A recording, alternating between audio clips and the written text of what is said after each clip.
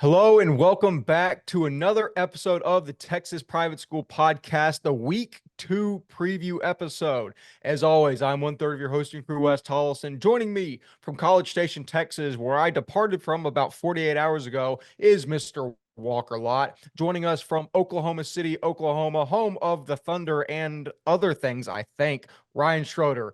Gentlemen, how are you doing? First of all, Walker, I'll start with you. How are you doing? How's College Station been in the 48 hours since I left? How are you feeling about this week in private school football?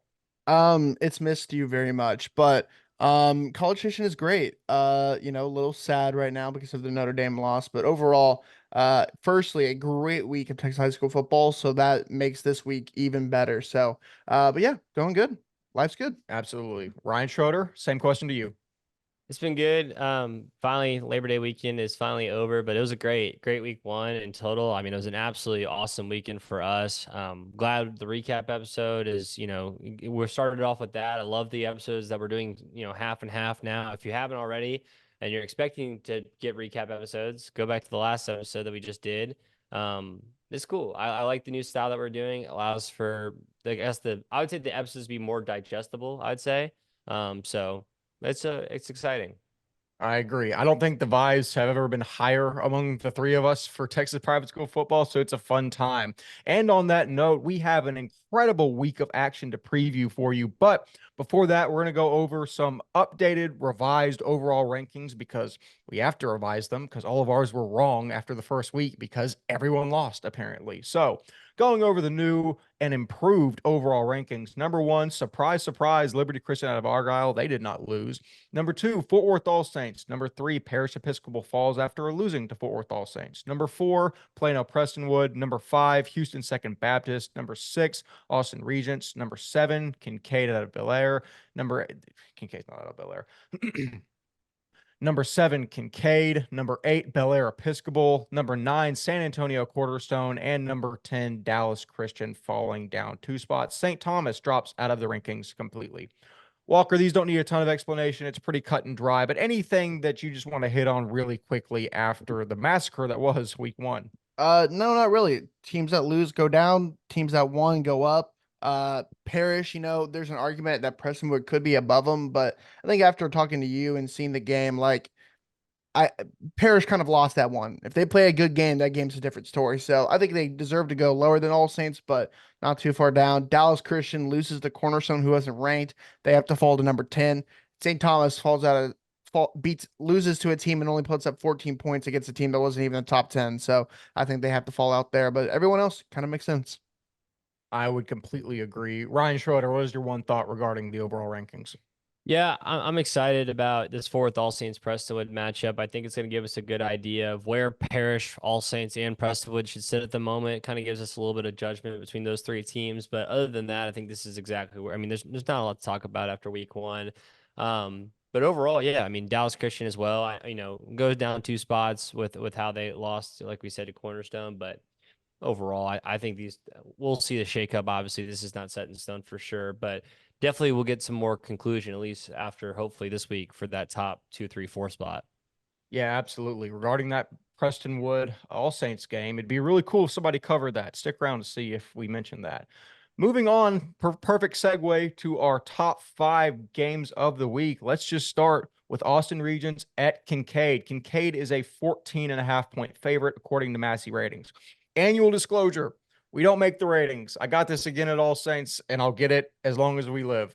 We don't make the rankings. We pull them from a computer on Massey ratings. Yeah, so anyone asking me where the ratings come from, Massey ratings, no, we don't make them. Disclosure gone. So I thought the predictions would get easier after week one. Turns out I was sorely mistaken. This Regents team is showing us that the title race in Division Two is not close to decided.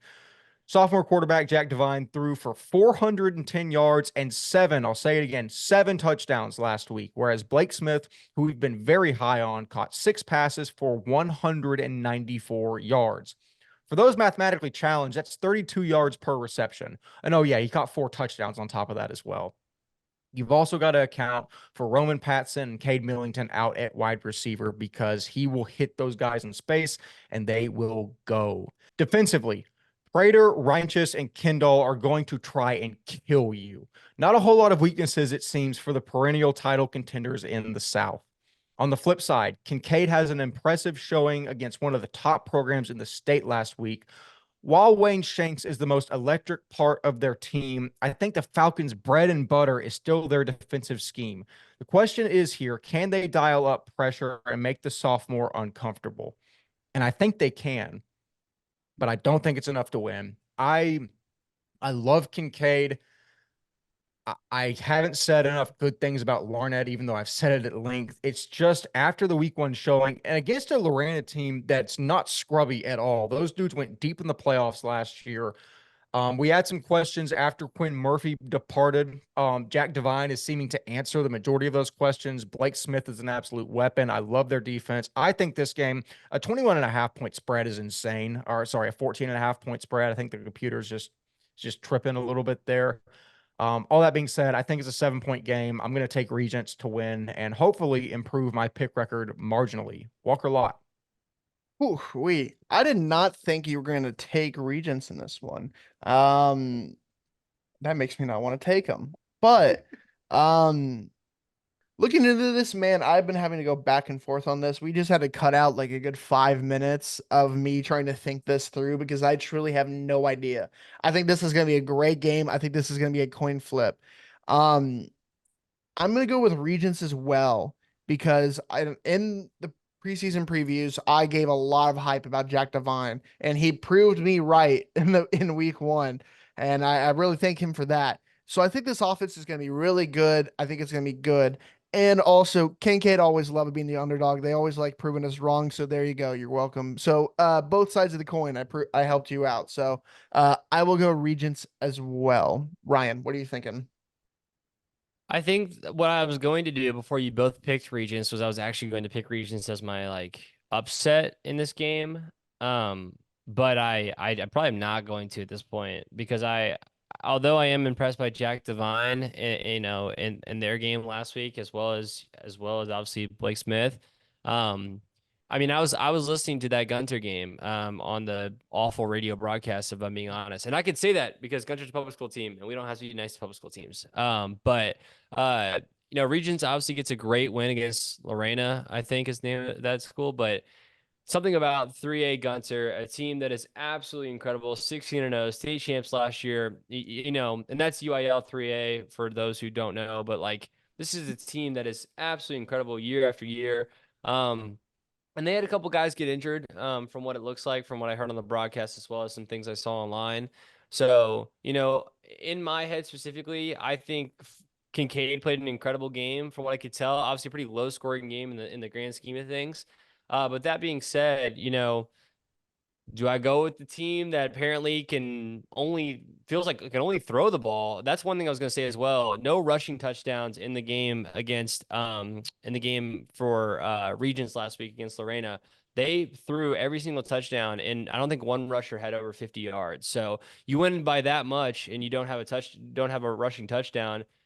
I don't know why I wouldn't put anybody in the box, if I'm being honest. I'm totally kidding, but I think overall, in my opinion, I'm pretty set on Kinkaid here, and I think there's a 9-point loss to Gunter would give me that reassurance that they'll do pretty well, especially at home with Austin Regents going to Houston Kinkaid. I'm ready for the Austin Houston drive, hopefully to be in the favor of the boys at Kinkaid. Ryan, I'm very grateful for you for not taking Regents in this matchup because, yet again, we all know what happens whenever all three of us get on the same side of a game, as viewed last week several times. Walker, quick sidebar. I just wanted to mention the last episode I was wearing this hat and I had a little caddisfly, stuck in the top when I was fishing. I think that fell off somewhere in your room. So just look around your carpet and be careful where you step. I don't need the fly back. I just don't want you to get a barb stuck halfway up your foot. Well, we'll find out. It's a little tiny fly. You'll be fine. I just wanted to make sure that my conscience is clear if that happens. Moving on. Next game, Fort Worth Christian at Second Baptist. Second Baptist is a 21.5-point favorite in this one, which is also insane. The Cardinals will travel down I-35 to take on one of the best programs in Division II in Houston Second Baptist. SBS has instilled one of the best programs in the state, only made better with the addition of legendary coach Beck Bryden in 2023.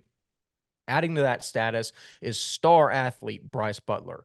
When you think of college prospect, you think Bryce Butler, 6'2", 210, fast, powerful, disruptive.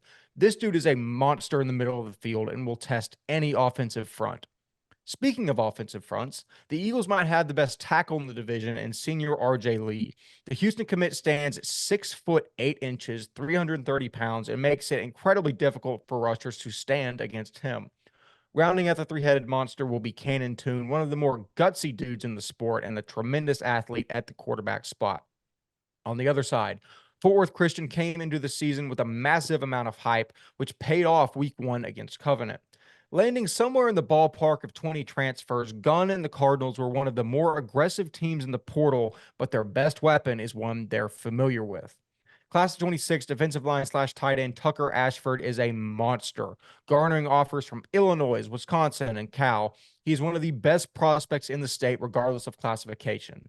Factoring in Cade Cropholler, dog, Landon Gigliotta, and faith transfer Colin Abercrombie, the Cardinals, are out to prove that they are not just smoke and mirrors this season. This game is going to come down to the trenches. Can Fort Worth Christian handle Butler, and can Second Baptist contain Ashford? I really see this as a one-score game when the dust settles, but there has to be a winner. And I think that winner is going to be Fort Worth Christian. I know it's going off a lot of hype. It's a team that was, quite frankly, bad last season. I'm going to buy into the hype. If only for Tucker Ashford, which isn't the only reason, but say he's the only guy. That dude seems like he's taken such a big step forward. Even just watching his tape from last year, dude, he mauled people. Plus, Cade Cropholler is back. He's a year older. I loved him when I watched him against DC, regardless of outcome. And then Gigliotta throwing to him and other guys. I mean, dude, I really do think that if it's any year, it could be this year for the Cardinals. Not for a state championship. We're not getting crazy, but I think they could handle second in this one. Walker. Man, it's gonna be a good one. I'm really, really excited for this. I think this game is also gonna come down to the trenches again. Like Fort Worth All Saints Parish, it's gonna come down to the trenches. It's gonna be, can Lucas Mincing and RJ Lee block elite D linemen? And of course, Tucker Ashford, and also the new Division One offered, Adam Burns, the 26th defensive lineman. You have two D1 defensive linemen, DNs on both sides. Can those two tackles block them? Because Second Baptist has always been good in the run game. Having the great running back in Langston Davis is going to be a key piece of this, and I think he's a top running back in TAPS this year. And so, if they can run the ball, I think Second Baptist wins. But the receivers, also underrated matchup. The receivers of Fort Worth Christian versus the DBs of Second Baptist. Adam Vessel and Ethan Dishman versus Cade Cropholler, Bo Pearson, Colin Abercrombie. Those are going to be matchups to watch. Who I'm going to pick? I'm going to pick Second Baptist. I think this is going to be a really good matchup. I'm going to pick the team at home. Fort Worth Christian has to drive all the way down south, down 35 to 6, I'm guessing is what they'll do. Maybe take 45. No matter what, that's a long bus ride down there, and that's going to be a fun one for them. But give me bus fatigue. Give me just a smash mouth football of Second Baptist. And I think they get it done here. Ryan, what are you thinking? I want to say this, and I want to be very careful when I say this.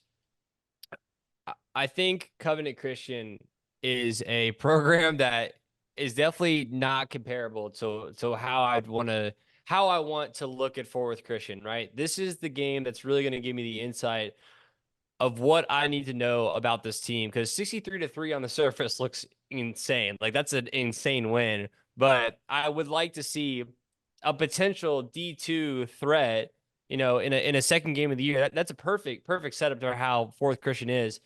With that being said, Second Baptist gets a win last week as well at Wheaton Academy up in Illinois. A team that is, a 4A semifinalist last year in the state of Illinois. but there's 8 classifications in Illinois. And that absolutely means nothing to me either, because I don't care. 8 classifications? That's insane. So instead, I flip the script one more time and I tell you, Tucker Ashford came up to me and said, "Hey, man, how are you?" at a Oklahoma State football game. And I said, "Oh my goodness, I'm being recognized again. I put myself on the podcast and people know who I am again. That's crazy." I did a little, oh my gosh. So for the boy Tucker Ashford and for the boys at Fort Worth Christian, for the amount of games I've covered in my time, I have Fort Worth Christian in the win here over Second Baptist. One of us. One of us. Okay, Ryan, it's me and you versus Walker this episode. This is the slant that we're taking. I like it. I'm pretty sure I had a different opinion for the first game, but that's okay. You did, but I'm flipping the script anyways. I'm nothing if not a starter of controversy. But I mean, I think it's a great game. Obviously, it's really gonna tell us where Fort Worth Christian is, I think, and it'll be an exciting one to keep eyes on. We'll have someone at that game, right, Walker? I think I saw that on the sign up sheet. Me. Oh yeah, you will be there. I can't believe I didn't lead off with that. Walker will be there. Yeah. yeah. If you didn't catch that, Walker Lott will be at this game. Good. An absolutely fantastic one. I'm incredibly excited to see the content that we grabbed there. Moving on to another Division I versus SBC matchup: Episcopal out of Bellaire versus Parish Episcopal. Parish is an 8.5-point favorite. Following a stunner against D2 favorites All Saints, Parish won't have much time to lick their wounds as they take on SBC 4A champions Episcopal this Friday at beautiful Gloria Snyder Stadium. Even in the loss, Parish's offense looks like the best in the state when they and the special teams aren't turning it over 4 times.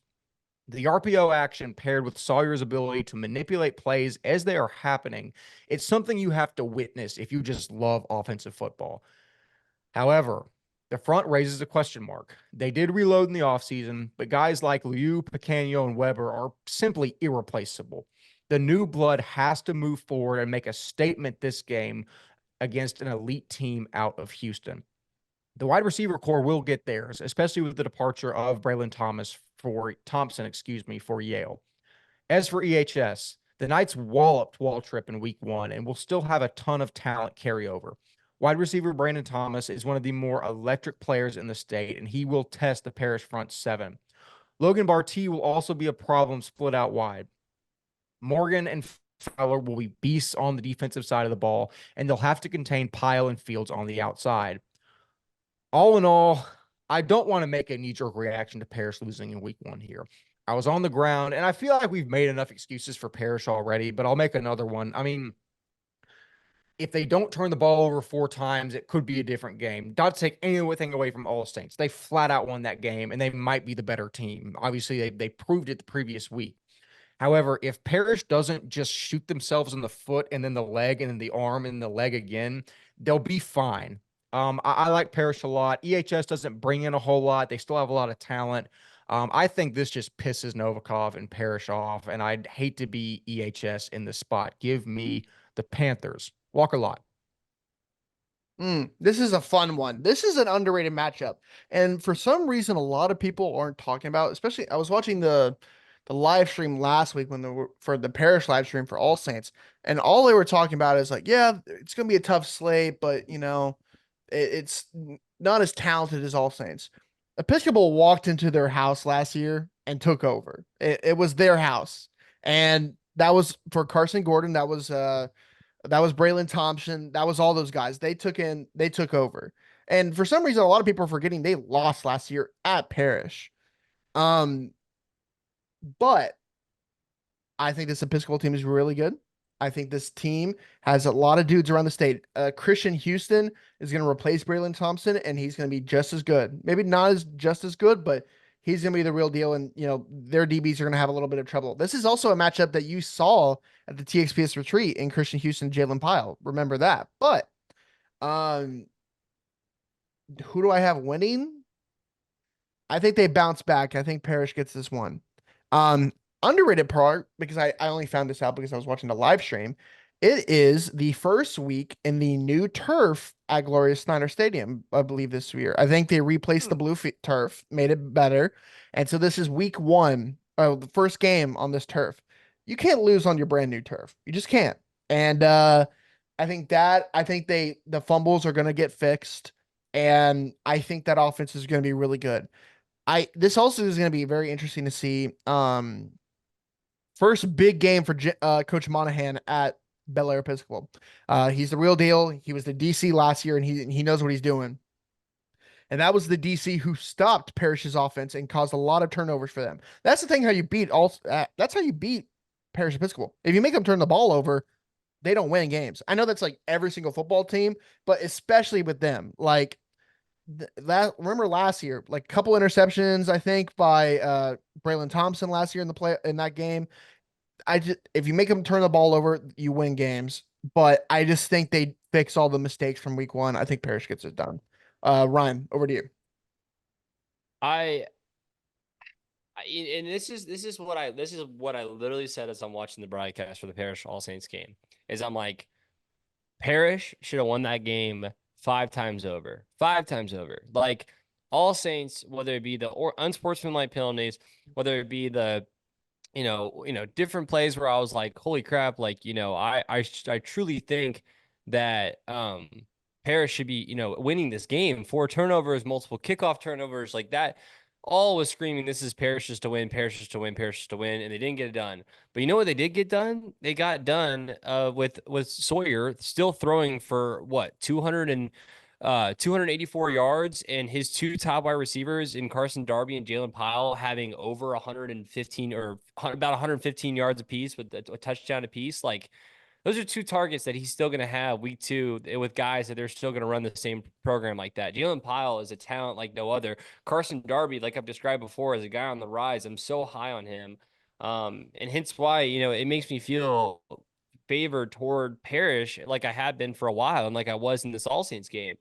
On the EHS side of things, though, I mean, how do you not talk about shutting out a 5A team, UIL 5A team, 49-0? That's insane. I know it's Waltrip, but 49-0 against a UIL 5A team is nothing to scoff at, especially the fact that this EHS program has been great for year in, year in, out. I don't know. I go back and forth on this a little bit. All these games are actually insanely good. This is the best non-district slate I think we've seen probably, in quite a while, not including basically public school teams. These are all private school, really good matchups, I feel like. With that being said, though, I think this is the bounce back week for Parish. Coach Novikov really flips the script here, and I think they get the win over EHS. There we go. If we're on the wrong side of this one, it might be the end of this podcast because I can already see the bounce back that comes from it. But yeah, I mean, a fantastic game from a talent standpoint. You'd be hard pressed to find a better one. Keep an eye on Parish versus EHS. Moving on. A DFW versus DFW game. Prestonwood at Fort Worth All Saints. Prestonwood is a 1.5-point favorite. This might be one of the more exciting games of the year. I've been saying I think this could be Prestonwood's year to make a run in Division One. Even with the departure of Tasby and Nivar, the Lions still have Harwell and Madison, and add a kid in at Luke Glass who knows the offense inside and out at quarterback. I think it's a recipe for success in Plano. A huge factor in this one is if Caden Collins can go. The senior running back is part of a 2-headed monster with Takashi Shaw that makes the money for this Lions offense. You factor in guys like Enzo Bingham and Caleb Bingard, and the Lions have the talent to match up with almost anyone in TXPS. We've spoken at length about All Saints. The key to this game and where Parish ultimately lost it is, can Prestonwood contain Parkhurst on the ground? Not even on design quarterback runs, but they would do well to have a dedicated quarterback spy.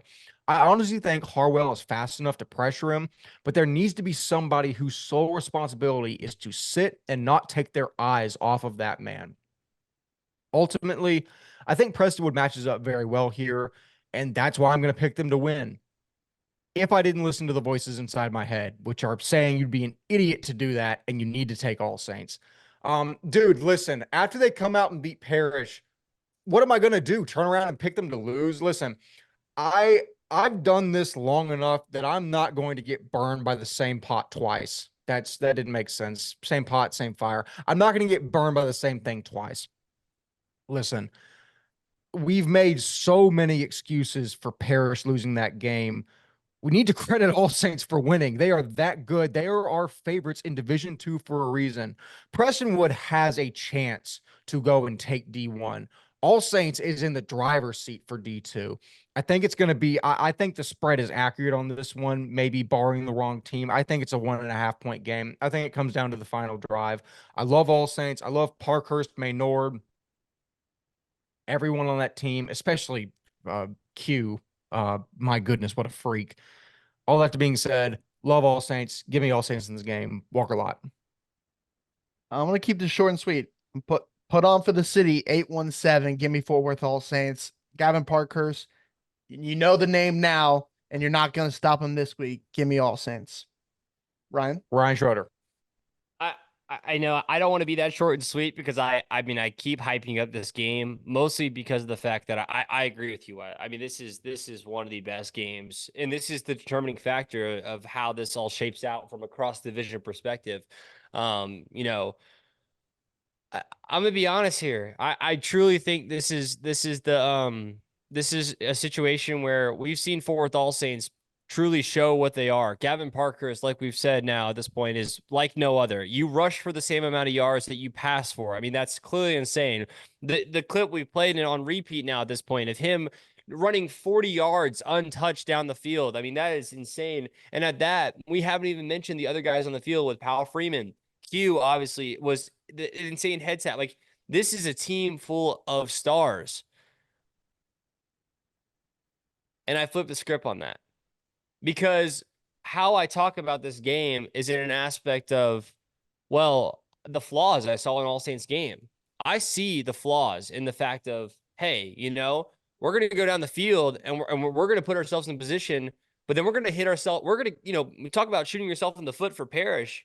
Fort Worth All Saints shot themselves in the foot a million times in that game.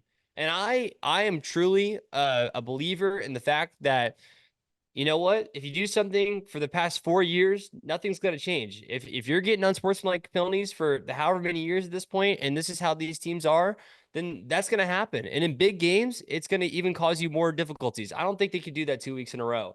Give me TJ Hobbs, give me Prestonwood, and give me a team that is out there to prove a point after losing to Parish year in and year out. Because with this game, they solidify themselves as the #1 team in that sort of area, besides Liberty. That's a whole different being. But they submit themselves above Parish for maybe the first time since we've been doing this podcast. That is, I don't think I could have scripted a better preview than that. Yeah, it's going to be electric. It's a game that I would absolutely be at if I wasn't about to preview this next game that I would not miss for all of the money on God's green earth. Grace Community at Dallas First Baptist. The spread is Grace minus 20.5, which just tells you that the computer knows absolutely nothing about football. The pride of the Rose City will take I-20 West to Mesquite this time, not to do battle with Dallas Christian, but the Division IV powerhouse that is Dallas First Baptist. First Baptist are still the favorites in Division IV. How can they not be? With Mitchell and Augustus, Rayson, Thomas, Mays, Foster, the list goes on. I honestly am not sure who Grace rolls out to cover Mitchell. He's that much of a mismatch on the outside. Grace's strength is their offensive line. Wilson, Masters, Wells, and Boone are veterans on this squad, and they will have to play like it to handle Arizona State offered Corey Thomas. McCade Stinson will handle quarterback duties for the Cougars after the departure of Zach Davis for legacy. He's not completely untested as he was seen in spots last season, but it's going to be a significantly higher test for him to get the ball past Rayson to guys like Porter and Welch. Grace also has a decent amount of guys they brought in this year. I think they look good. It'll be tough in their division. I'm still high on them. First Baptist just has more top end talent. I'll explain it on the podcast I was explaining to my grandmother earlier today. Great. First Baptist has, I think, four or five guys that'll go play Division I football. Grace doesn't have any. Zach Davis was that one guy. And with the departure of Grant Turner, I mean, they clearly don't have the top end talent to compete here. However, the game's not always about top end talent. Their offensive line, I'll never forget Greg Tepper coming on this podcast, one of the first ones we ever did. And basically, after I went on this long spiel about what I analyzed, he said, yeah, but you didn't say anything about the trenches. I'm saying it now. The offensive line, Wilson, Masters, Wells, and Boone. I think that is where Grace makes their money today, even without star power like Grant Thomas, Grant Turner. I think they can go in and get it done. I'm wearing the Cougar backers shirts, for goodness sake. What do you think I'm going to do here? Pick against Grace? Grace is never the underdog. They're going to go in and win this game. Give me Grace to win against Dallas First Baptist. Walker. Well, jeez. You know, we're letting this guy do this. I mean, what is this? I mean, what is this? You think he leads the podcast and he can just do what he wants around here? Look, if I'm not many things, but one thing I am is a Wes Tolleson hater, and that entails everything in him. And that means his love for Grace community. Not only is that the reason I'm taking First Baptist, and also I'm also taking it because they're absolutely the better team here. I love Quincy Reams. I love Caleb Mitchell. Who is going to guard Caleb Mitchell, Wes? Everyone. We're going to put 4 guys on him. Exactly. Then you gotta who's covering Mays? Who's covering Mays? We'll take a linebacker. I don't care. No, also, you're not. New transfer from Byron Nelson, Amari Zamora. That's another dog for them. Man, Mark Rayson. Who started Mark? I know he's going to be a running back, but no one's going to be able to stop him. This is a fun one because this is just I am getting worked up because I do think this is going to be a good game, and I think this is going to be a closer game than maybe expected. But I'm just getting worked up because I just need to see the downfall of Wes Tolleson in this one, and that means First Baptist winning by 3 scores. So give me First Baptist, give me 3 scores, give me the Saints. I'm going to tell you this right now. Coach LaVorne did not cook this roster up for it not to be a team of this high caliber. The clear favorites in D4. The clear favorites in D4. And there's no question. We finally have parity in every other league besides D4, it feels like. D3's maybe not. Maybe. Well, actually, Holy Cross. Cross. We actually have parity across every single league, including the SBC, besides D4. It's First Baptist. No doubt about it. They'll be there in December. Book it, right? I'm going to tell you right now, this is one of the best D4 teams we've ever seen in that capacity. And that's the reason why, no matter what you tell me, you can't guard. D4. What? Grace isn't D4, they're D2. You keep talking about D4. I'm telling you, it doesn't matter because this is the best team I've seen in D4, and they're going to come out and whoop a D2 team's butt. And I'm telling you that right now. Okay? And then let me tell you this one more thing too. Oh my goodness. You talk about O-line in the trenches and all that kind of stuff. Walker is a trenches advocate. They're going to throw it over top, dude. It doesn't matter. You aren't guarding these guys off the rip. These star power skill position players are doing what it's going to take to get the job done. Give me First Baptist. I don't honestly think it'll be close. I actually think this is going to be a 4-touchdown game. I'm so serious. 4 touchdowns, book it, First Baptist. I want to put one last thing, and then I'll let you finish your rant off and go off Wes. I want to say this: if being a little bit more serious for a second, if First Baptist wins this game, is that the biggest D4 win ever over a D2 team that made the second round of the playoffs last year in D2? Okay, this is the only thing I'll say real quick to be fully serious about that. We talked about this, I don't know if it was the last preview episode or the recap. 2 years ago was the best state of D4 we've ever had. It was a D4 that literally had contenders at every point in all that time. However, because they're all contenders, there's no true star power team at that point, I'd say. I don't know. I think you're probably right. The Lubbock Christian teams could not beat a Division II team. Some of the Shiner St. Paul teams maybe, but that's pushing it. That's very much pushing it. Dude, those Shiner teams were incredible. Just because they play differently than anyone you would ever see. And then you have the grit. So I think this is if they win against Grace, this is the biggest win in D4 history. I'm going to say that now, at least in the past 5 years since we started doing this. I also want to mention one last thing. First Baptist in that first game, if you go to Max Preps, they had 2 quarterbacks with over 100 yards passing. Yeah. Yep. They're running like a dual quarterback system over there at First Baptist, which I think is so interesting. I wonder if that's the type of thing where one guy started and then it just kind of blew out and then one guy took over. I don't know. That's gonna be interesting. Even the Agnostis got 77 yards on 7 passes. So they're gonna rotate some quarterbacks and it's gonna be interesting to watch. But Wes Tolleson, your floor, if you want to respond to what Ryan and I.